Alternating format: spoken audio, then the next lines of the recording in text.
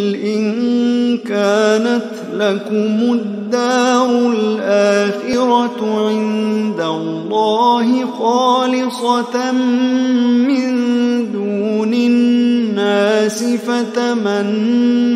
الموت إن كنتم صادقين ولن يتمنوه أبدا بما قدمت أيديهم والله عليم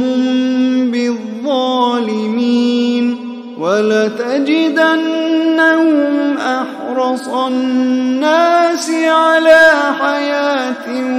ومن الذين أشركوا يود أحدهم لو يعمر 1000 سنة وما هو بمزحزحه من العذاب أن يعمر والله بصير بما يعملون قل من كان عدوا لجبريل فإنه نزله على قلبك بإذن الله مصدقا لما بين يديه وهدى وبشرى للمؤمنين من كان عدوا لله وملائكته ورسله وجبريل وميكال فإن الله عدو للكافرين ولقد أنزلنا إليك آيات بينات وما يكفر بها إلا الفاسقون أوكلما عاهدوا عهدا نبذه فريق منهم بل أكثرهم لا يؤمنون ولما جاءهم رسول من عند الله مصدق لما معهم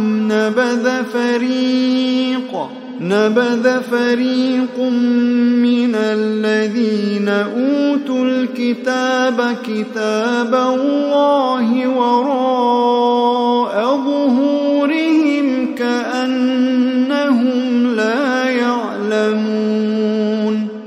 واتبعوا ما تتلو الشياطين على ملك سليمان وما كفر سليمان ولكن الشياطين كفروا يعلمون الناس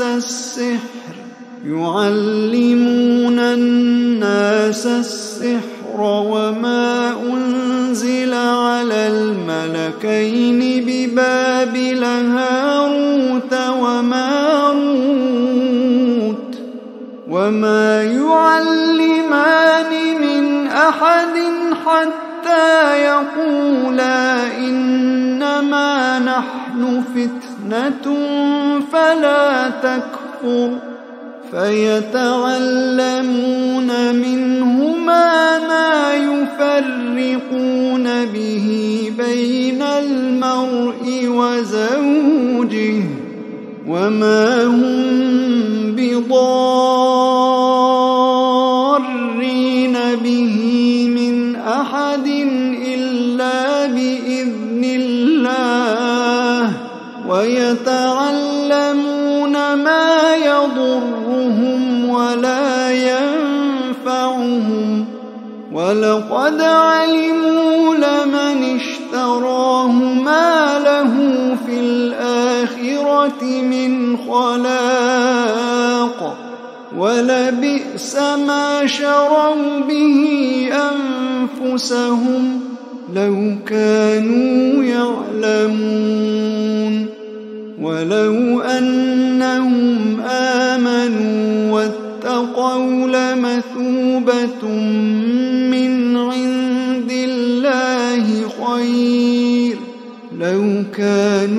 يعلمون يا أيها الذين آمنوا لا تقولوا راعنا وقولوا انظرنا واسمعوا وللكافرين عذاب أليم